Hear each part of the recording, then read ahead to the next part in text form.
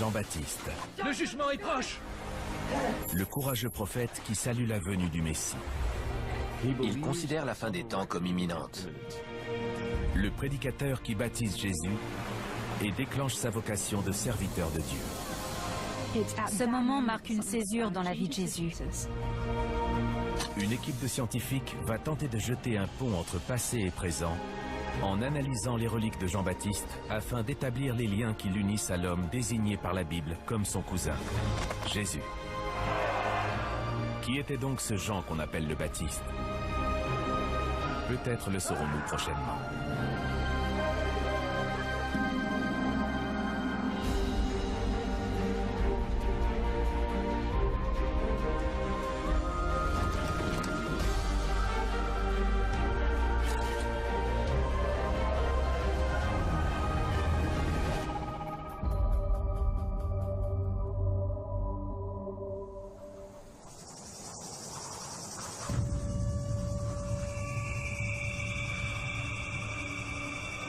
Le désert de Judée, au 1er siècle de notre ère.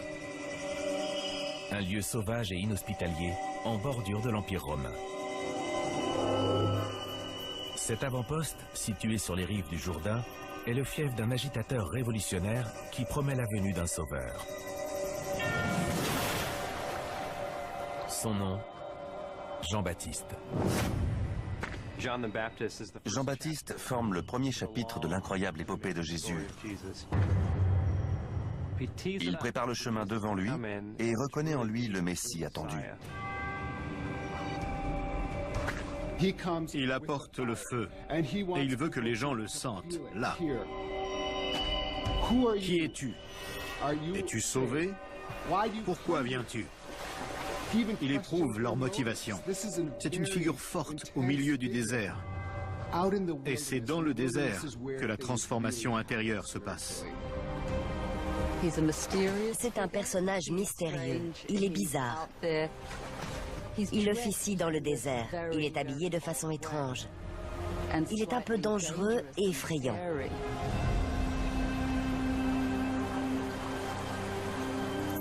La vie et l'œuvre de ce prophète charismatique sont tombées dans les oubliettes de l'histoire. Qui était ce prédicateur fougueux qui a annoncé la venue du Messie? Et pourquoi Jésus est-il venu à lui?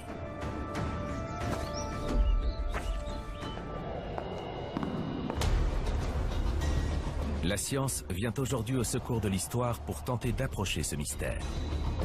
L'objectif sera d'établir la relation entre Jean-Baptiste et Jésus. Les chercheurs vont analyser des fragments d'os supposés appartenir au prophète. Pour la première fois dans l'histoire, on est capable de rattacher des reliques à une époque, à une date, et de mieux comprendre leur histoire, comment elles nous sont parvenues.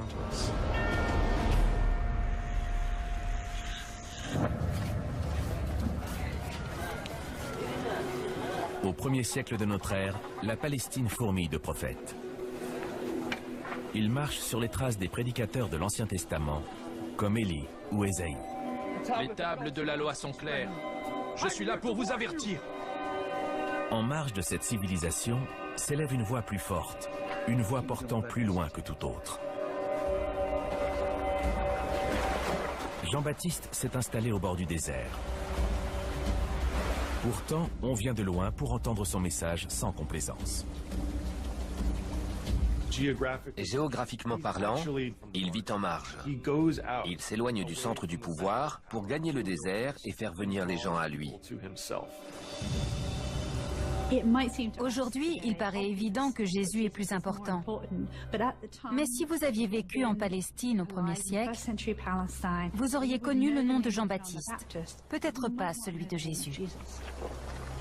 Fils d'un des prêtres du temple, Jean-Baptiste condamne les autorités religieuses de l'époque. Jean était en colère contre l'aristocratie sacerdotale qui était devenue une classe exploitante. En écho aux prophéties de l'Ancien Testament, les évangiles évoquent sa conviction profonde de l'imminence de la fin du monde. Le jugement est proche. Mais également de la venue d'un Messie. Le royaume des cieux est proche. Il exhorte les hommes à se repentir et à purifier leur âme afin de s'y préparer. Et pour ce faire, il leur offre le baptême. Rencontrer Jean dans le désert, c'est rencontrer quelqu'un qui va vous ouvrir les yeux sur vos péchés, sur le fait que vous n'avez pas répondu aux attentes de Dieu et que vous avez intérêt à vous repentir.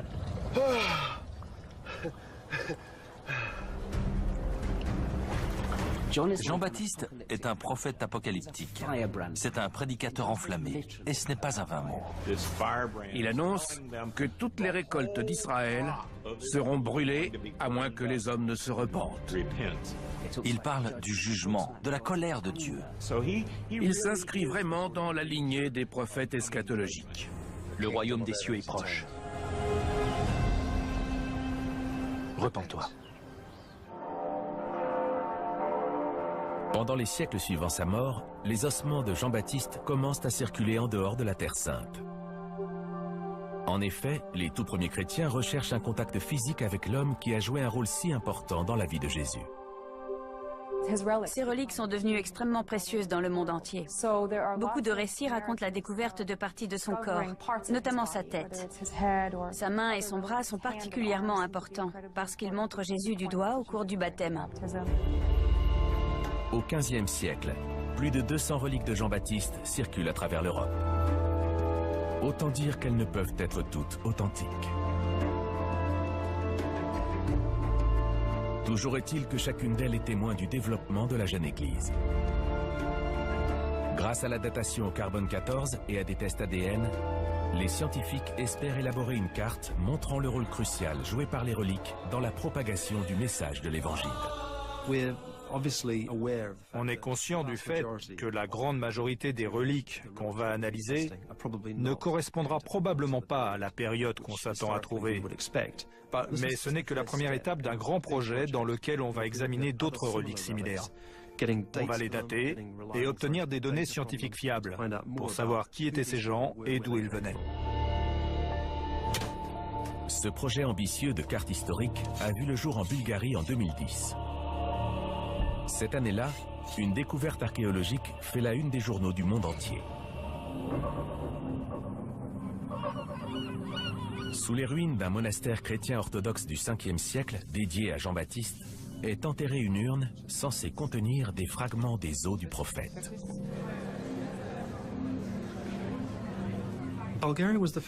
C'était la première fois qu'on recourait à des techniques scientifiques modernes pour analyser une relique découverte dans un endroit tout à fait plausible. La méthode de datation au carbone 14 va livrer des résultats remarquables. Quand j'ai vu la date s'afficher, j'en suis resté bouche bée. L'an 30 après Jésus-Christ. C'est l'année où Jean-Baptiste est censé être mort. Et vous voyez, cette date est bien à l'intérieur de l'intervalle. L'an 30 après Jésus-Christ, une date cohérente avec la mort de Jean-Baptiste. Et les résultats des tests ADN vont encore plus loin puisqu'ils révèlent que ces os sont ceux d'un homme originaire du Moyen-Orient. Ces ossements sont-ils ceux de Jean-Baptiste? Et vont-ils permettre d'établir les possibles liens de parenté entre Jean-Baptiste et Jésus évoqués par la Bible?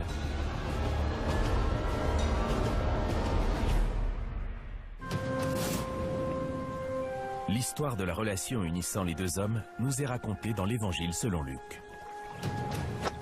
L'Évangile selon Luc décrit Marie, la mère de Jésus, et Élisabeth, la mère de Jean-Baptiste, comme étant apparentées. Il utilise un terme vague, parente. On peut supposer qu'elles sont cousines. Les évangiles ne mentionnent pas tous cet épisode.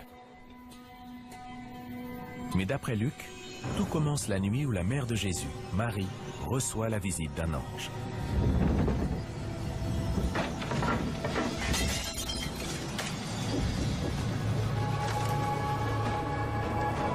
Sois sans crainte, Marie, car tu as trouvé grâce auprès de Dieu. Voici que tu vas concevoir et enfanter un fils. Tu lui donneras le nom de Jésus. Marie ne peut croire le message de l'ange, car elle est encore vierge. Mais celui-ci annonce que celui qui va naître sera saint et sera appelé Fils de Dieu. Quand l'ange annonce à Marie qu'elle porte le Messie, elle est bouleversée. Elle se sent très humble et indigne d'un honneur aussi grand, mais elle est prête à l'accepter. Selon Luc, l'ange Gabriel révèle alors à Marie que sa cousine Élisabeth est également enceinte.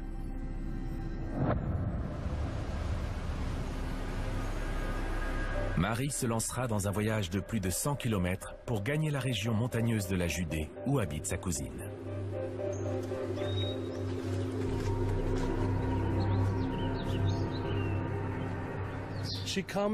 Elle rend visite à sa cousine Élisabeth, la seule personne à qui elle peut parler de cet événement inhabituel. Selon la tradition chrétienne, elle se serait rendue ici à Ein Kerem. Elle s'est peut-être pressée dans une rue comme celle-là, en attendant impatiemment de retrouver sa cousine pour lui révéler son incroyable secret.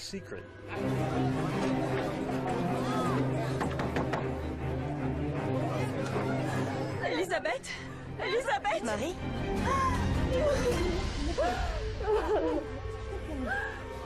Élisabeth annonce à Marie que bien qu'étant trop âgée pour concevoir, elle est enceinte de 6 mois.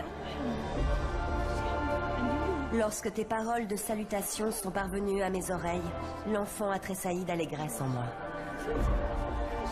Quand Marie va trouver Élisabeth, elles sont toutes les deux enceintes et Jean-Baptiste tressaille de joie dans le ventre de sa mère. On peut donc supposer que ces deux femmes ont un lien très fort. Tout au long des évangiles, Jean-Baptiste est présenté comme le précurseur qui prépare le chemin pour la venue du Seigneur, le Seigneur étant Jésus lui-même.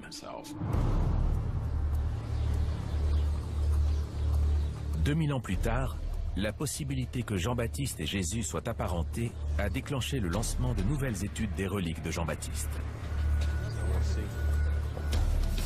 Tentant d'établir comment ces dernières ont été éparpillées, les chercheurs britanniques Tom Hayam et George Kazan se rendent au musée Nelson Atkins à Kansas City, dans le Missouri.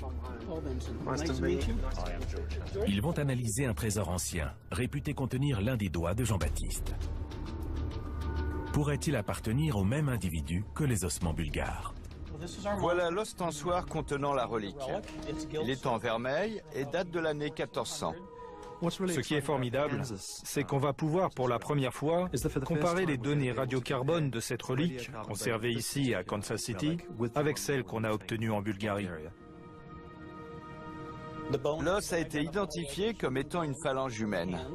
Ce qui est intéressant, c'est que ce doigt fait partie d'un trésor médiéval, le trésor des Guelfes, qui a un rapport avec le prince allemand Henri le Lion.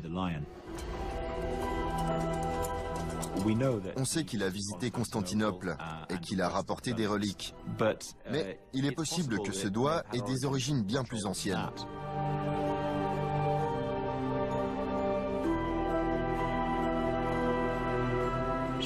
On peut le sortir pour l'examiner? L'os est logé dans une délicate châsse en vermeil datant du XIVe siècle. Le défi pour les chercheurs va consister à l'en extraire.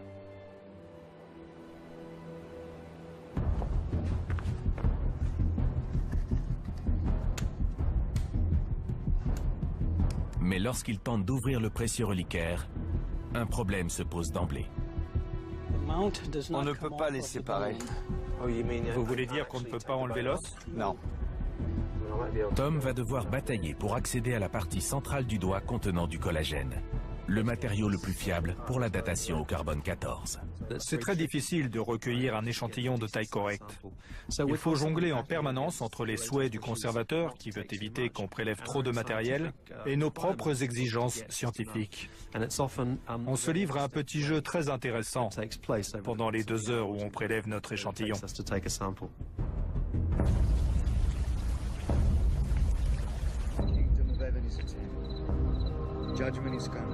2000 ans plus tôt, sur les rives du Jourdain, le prêche charismatique de Jean-Baptiste continue d'attirer les foules. Parmi ces gens se trouve un homme qui va changer le cours de la vie de Jean-Baptiste, mais également celui de l'histoire.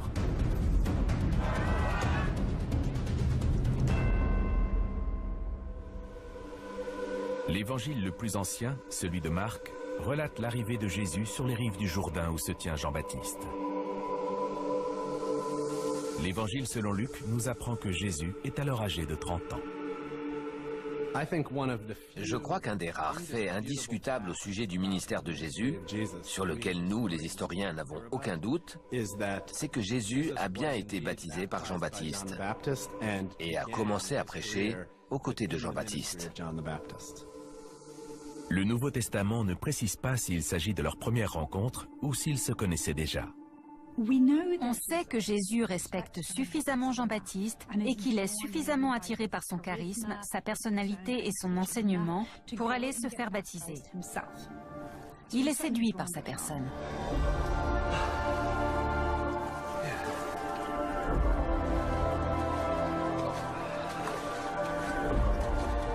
Jusque-là, Jean-Baptiste était le chef incontesté de son mouvement.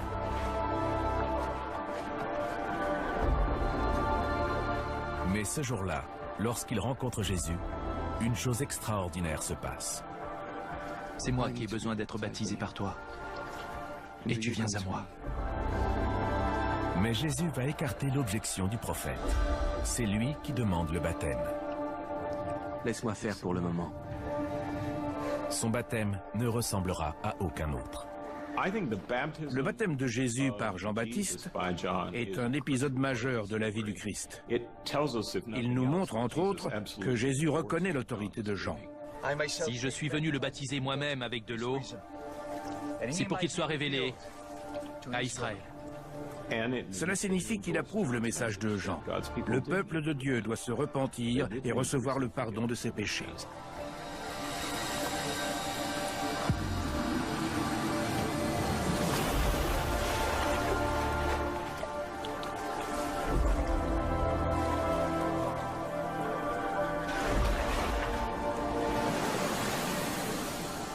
Et aussitôt, en remontant de l'eau, il vit les cieux se déchirer et l'Esprit descendre sur lui comme une colombe. Il y eut une voix venant des cieux. « Tu es mon Fils bien-aimé. En toi, je trouve ma joie. » Ce moment marque une césure dans la vie de Jésus. Il a découvert sa vocation et va répandre son propre message. C'est ainsi que commence le ministère de Jésus. Au moment de leur rencontre, Jésus découvre le charisme de Jean-Baptiste, ses talents de prédicateur, sa ferveur apocalyptique, sa position vis-à-vis du pouvoir. Et j'imagine que tout cela a réveillé en lui cette capacité latente à prêcher. C'est ce qui a déclenché sa mission. J'ai confiance en toi. Pourtant, les historiens sont face à un dilemme. Il y a un point obscur. Tous les évangiles soulignent le fait que Jean-Baptiste était inférieur à Jésus. Et pourtant, c'est lui qui donne le baptême. Dans les évangiles, on sent cette volonté de régler le problème du baptême de Jésus donné par Jean-Baptiste, car il place Jésus dans une position inférieure à Jean-Baptiste, ce qui posait problème à l'Église naissante. Les évangélistes vont tout faire pour rétablir le statut de Jésus par rapport à celui de Jean-Baptiste. Une chose est sûre, c'est le mouvement de Jésus en définitive qui va survivre et prospérer. Au départ, Jean a été un maître spirituel pour Jésus. C'est lui qui l'a baptisé dans le Jourdain et qui l'a fait venir à lui. Mais par la suite, leurs chemins se sont séparés. Il y a une phrase de Jean-Baptiste que j'adore. Jésus était de plus en plus populaire, alors même que Jean exerçait encore son ministère. Et ses disciples lui ont dit, « Regarde, ils se font tous baptiser par Jésus. » Et Jean a répondu, « Il faut que lui grandisse et que moi je diminue. » Jean-Baptiste reconnaît qu'il est là pour Jésus et pas pour lui-même. Et c'est pour moi une belle preuve d'humilité et d'allégeance. Jésus ne reverra jamais Jean-Baptiste. Mais après son baptême, il prend une page du livre de Jean et s'enfonce dans le désert pour prendre conscience de son identité profonde. Il est écrit dans le livre du prophète Ésaïe, « Dans le désert, préparez le chemin du Seigneur ». Leur choix s'est porté sur ce désert, et ils sont allés là-bas pour préparer la venue du Seigneur. Jésus passe 40 jours et 40 nuits sans manger. Il a été touché par la grâce de Dieu.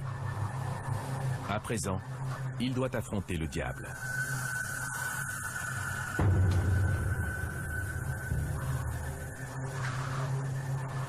D'après l'évangile selon Luc, le diable prend Jésus à part et le tente à 3 reprises.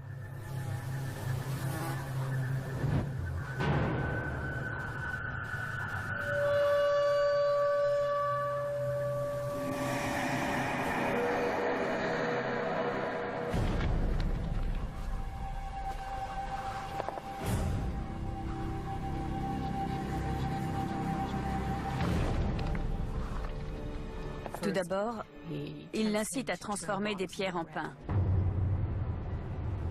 car il sait que Jésus n'a pas mangé et qu'il est affamé. Jésus le repousse fermement. Il est écrit, « L'homme ne vivra pas de pain seulement. »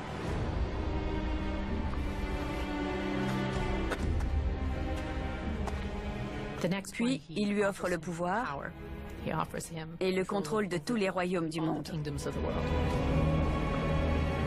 Tu adoreras le Seigneur ton Dieu, et tu le serviras lui seul.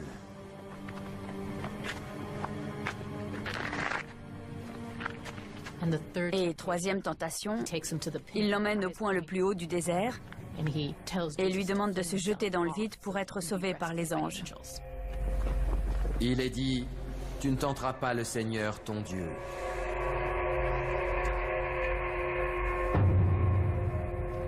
On sait que Jésus n'a pas succombé. Moi, j'aurais transformé les pierres en pain. Vous imaginez ce que c'est que de résister à la faim quand on n'a rien mangé depuis des jours?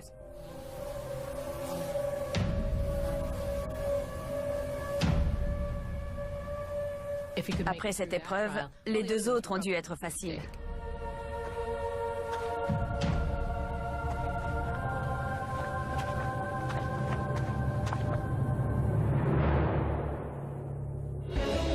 Sa rencontre avec Jésus transforme également Jean-Baptiste à tout jamais et va le mener vers la plus grande confrontation qu'il ait jamais vécue.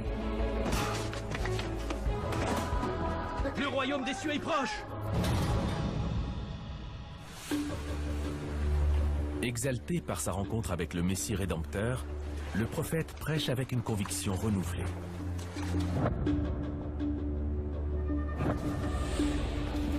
Malgré ses allures de vieil homme du désert, il sait ce qu'il fait lorsqu'il dénonce le péché. Au mépris du danger, il tourne sa colère contre la corruption morale d'Hérode Antipas, gouverneur fantoche installé par les dirigeants romains en Palestine. Hérode Antipas, je suis venu t'avertir! Au 1er siècle, dans l'Empire romain, vous n'étiez pas autorisé à critiquer un dirigeant. Un homme comme Hérode Antipas avait sa propre armée privée. Il contrôlait tout. Les tables de la loi sont claires. Hérode Antipas était le pire chef qu'on puisse imaginer. Il devait faire ses preuves aux yeux de Rome. Et il était donc un peu trop zélé, pourrait-on dire.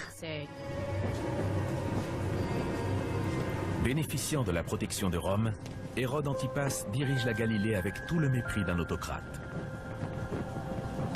Mais il a commis une grave erreur. Il a tourné le dos à la loi juive en épousant Hérodiade, la femme de son frère. Il a violé une loi du Lévitique qui dit qu'un homme ne doit pas découvrir la nudité de la femme de son frère. Hérodiade est la femme de ton frère. Jean-Baptiste était très critique vis-à-vis du régime politique, et en particulier vis-à-vis d'Hérode, qui avait épousé sa belle-sœur. Il critiquait son immoralité et la façon dont il traitait le peuple. Les tables de la loi. Les Juifs se sentaient opprimés par cette puissance étrangère face à laquelle ils étaient impuissants. Or Jean renvoyait l'image d'un homme qui a les moyens d'agir. Ignorant du danger, Jean-Baptiste accuse ouvertement Hérode et sa femme d'avoir violé la loi juive. Abandonne cette femme! Répudie-la! En disant tout haut ce que les autres pensent tout bas, Jean-Baptiste se place au rang de ceux qu'on peut accuser de sédition et de trahison. Il devient une sorte de terroriste. S'il réussit sa campagne contre Hérode Antipas, Jean-Baptiste pourrait bien déclencher une révolution politique. Il s'expose à la mort en provoquant le gouverneur en un duel dont l'issue est jouée d'avance.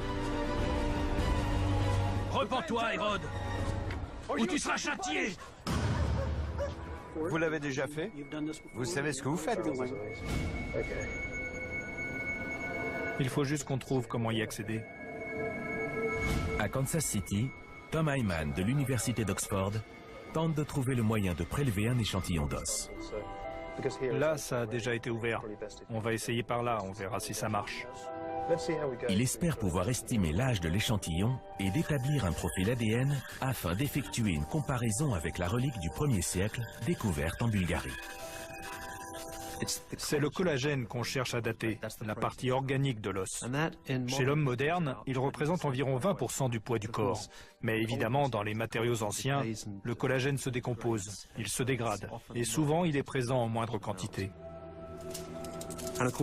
Et bien sûr, quand on date de très petites reliques, c'est extrêmement difficile de recueillir un échantillon de taille acceptable qui nous permette d'extraire le collagène pour la datation.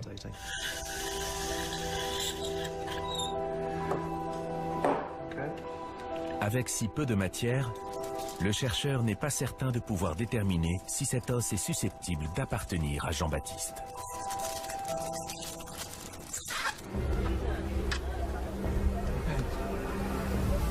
À Jérusalem, le prophète continue à dénoncer Hérode avec véhémence, s'exposant à la colère et aux représailles du tétrarque. Vous pouvez parler de repentance et de jugement dernier sans vous attirer trop d'ennuis. Mais si vous vous attaquez personnellement à Hérode, il va s'attaquer personnellement à vous. C'est impensable. Pour moi, Hérode Antipas est partagé. Il est tiraillé entre son ambition, sa soif de pouvoir et son désir pour sa femme. Il a transgressé la loi juive en se mariant avec elle, et ça le pénalise pour asseoir son autorité. Un homme insulte ta femme, et toi, tu le laisses faire? Hérodiade était une femme de tête. Tu n'es pas un homme, tu es un lâche. Elle agit selon ses désirs, quitte à enfreindre la loi. Arrête-le! Humilié par Jean-Baptiste, Hérode est contraint de mettre un terme à ses attaques verbales. Il l'arrête pour atteinte à la sécurité de l'État. Mais il en faut plus pour réduire le prédicateur au silence. Le jugement est proche. Le jugement est proche, Hérode! C'est toi le criminel, pas moi!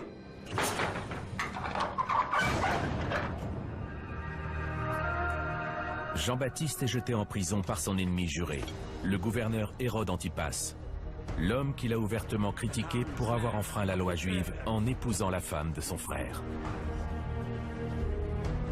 Après son arrestation, Jean-Baptiste ne baisse pas les bras. Il faut qu'il continue, qu'il poursuive la lutte. Au fond de son cachot, le prophète affronte ses propres démons.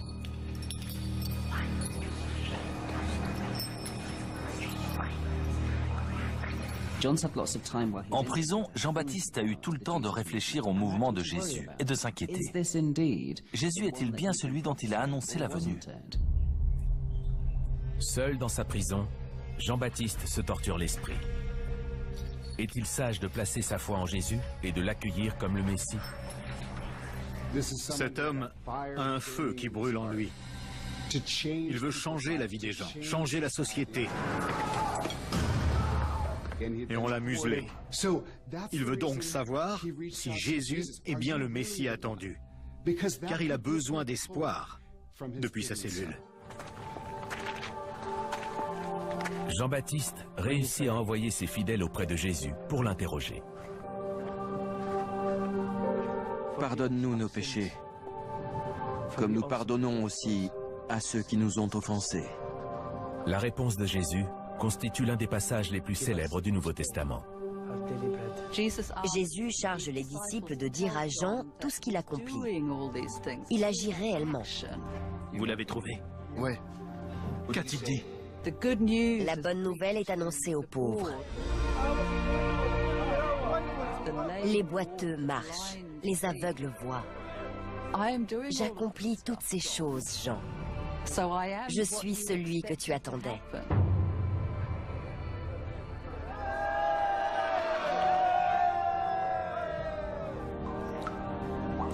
Les mots de Jésus mettent du baume au cœur du prisonnier reclus dans son cachot et lui donnent le courage d'affronter les épreuves à venir.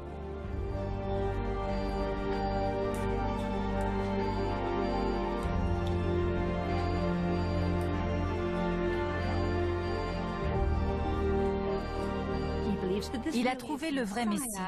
Et pour lui, toute l'injustice dont il a été témoin dans le monde est sur le point d'être réparée. Confesse tes péchés. Dieu sait tout de toi. Ces attaques cinglantes à l'égard d'Hérode, dont il condamne le mariage immoral, sont pour le gouverneur une humiliation. Et même si Jean est désormais en prison, Hérodiade reste insatisfaite. Elle veut se venger et exige d'Hérode qu'il s'occupe une bonne fois pour toutes de l'impertinent prophète. Il a critiqué Hérode pour avoir divorcé et s'être remarié avec la femme de son demi-frère. Confesse tes péchés. Il représentait une menace. C'était ça le vrai problème. Prépare le chemin du Seigneur.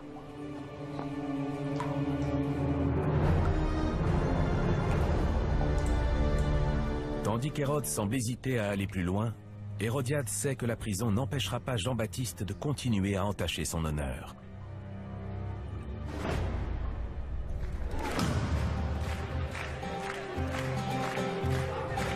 D'après l'évangile selon Marc, elle passe à l'attaque lors d'un banquet donné pour l'anniversaire d'Hérode, où sa fille Salomé divertit les convives.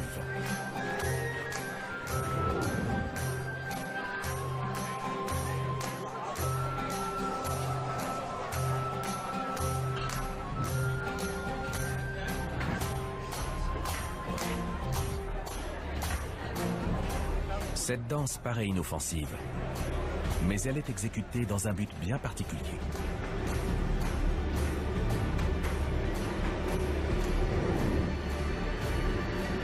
Hérodiade a chargé Salomé d'éblouir son beau-père pour l'obliger à agir selon son bon vouloir.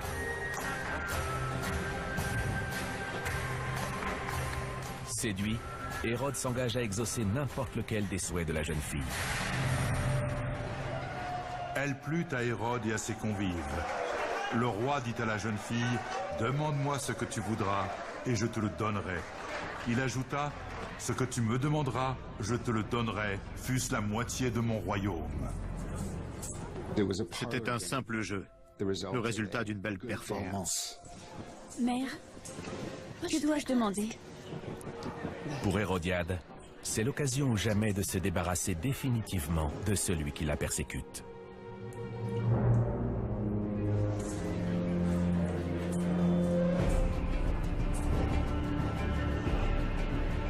Je veux la tête de Jean-Baptiste.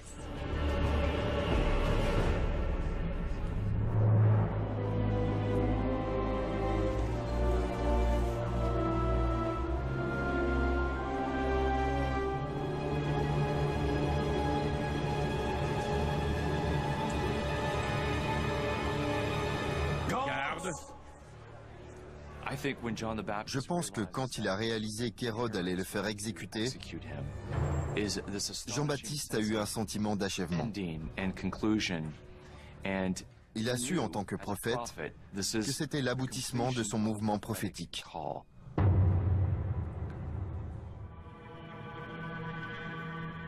L'enquête sur la phalange attribuée à Jean-Baptiste bat son plein à Kansas City. De retour au laboratoire de recherche archéologique de l'Université d'Oxford, les deux chercheurs préparent l'échantillon avant de le placer dans un spectromètre de masse. La machine va analyser la quantité de radiocarbone présente dans le fragment afin d'en déterminer l'âge. Grâce aux techniques scientifiques, on peut aujourd'hui pour la première fois construire un modèle des similitudes scientifiques entre différents individus, pour mieux comprendre les mouvements et la transmission des reliques dans cette région du monde au cours du premier millénaire après Jésus-Christ. Le travail des scientifiques est terminé. Il ne leur reste plus qu'à attendre les résultats. Cet os pourrait-il appartenir à Jean-Baptiste? Prophète visionnaire, prédicateur enflammé, révolutionnaire audacieux, condamné à mort, Jean-Baptiste attend son destin.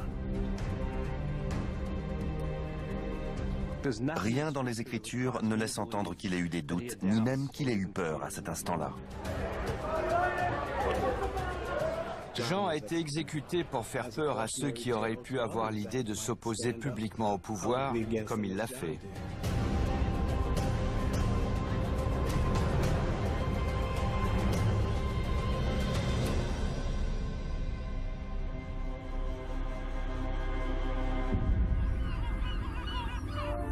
En 2010, le monde de l'archéologie est galvanisé par la découverte en Bulgarie d'une relique dont la date et l'ADN sont compatibles avec celle de Jean-Baptiste. Au laboratoire d'archéologie d'Oxford, Tom et George attendent les résultats de cette nouvelle analyse qui leur permettra peut-être de compléter leur carte des restes de Jean-Baptiste dispersés à travers l'Europe. Vont-ils correspondre à ceux obtenus en Bulgarie? Voilà, donc là on a la date, entre 661 et 770 après Jésus-Christ. C'est bien après l'époque de Jean-Baptiste. Ce n'est pas lui. Ce n'est pas le même doigt qu'en Bulgarie. Non. Je ne suis pas surpris du résultat. Il y a beaucoup d'eau qui sont attribués à Jean-Baptiste. Ils ne peuvent pas tous être authentiques. Dans le cas présent, on a pu montrer, grâce au carbone 14, que cet os a environ 600 ans de plus que prévu. On a analysé 2 reliques de Jean-Baptiste. La première date du 1er siècle, la seconde du 7e ou 8e siècle. On commence tout juste à avoir un aperçu de la situation. C'est passionnant. On a obtenu une nouvelle information et j'espère qu'on va continuer, qu'on va poser d'autres questions et analyser d'autres reliques. Pour Tom et George, l'enquête se poursuit. Plus de 200 reliques étant attribuées à Jean-Baptiste, ils ont bon espoir de trouver une pièce susceptible de correspondre à leurs recherches. La science se rapprocherait alors un peu plus de l'homme qui pourrait avoir été un parent de Jésus. La science est importante, mais même si une relique a 1000 ou 1500 ans, la vénérer maintient le lien avec la tradition, avec le passé.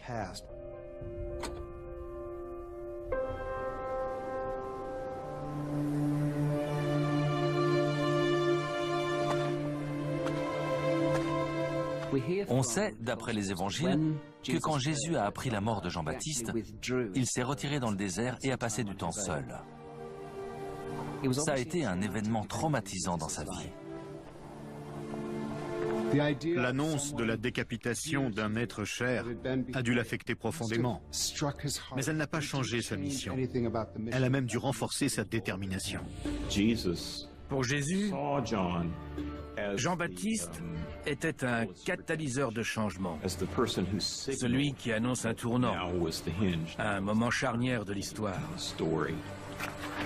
Jean-Baptiste était un modèle pour Jésus au sens où il ne faisait jamais de compromis. Le royaume des cieux est proche! Et c'est l'image qu'on a de Jésus, même jusqu'à la mort.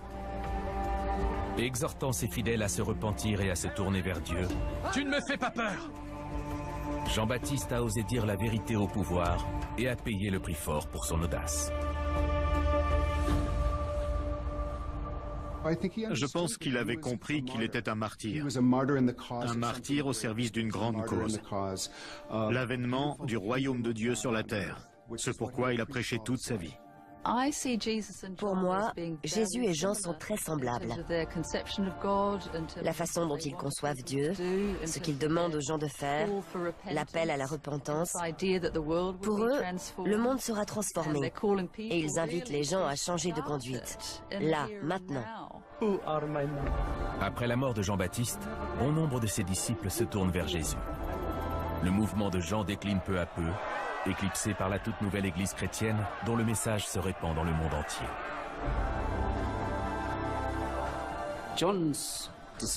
Le mouvement baptiste s'est poursuivi longtemps après la mort de Jésus. Mais la grande différence entre les deux, c'est que dès le départ, dans celui de Jésus, on appelle les gentils, les païens, à se convertir. Et dès lors qu'ils se convertissent, le mouvement se répand bien plus vite à travers le monde. Pourtant, la voix de Jean continue à se faire entendre haut et fort à travers l'un des enseignements les plus célèbres de Jésus, le Notre Père. Notre Père, que ton nom soit sanctifié.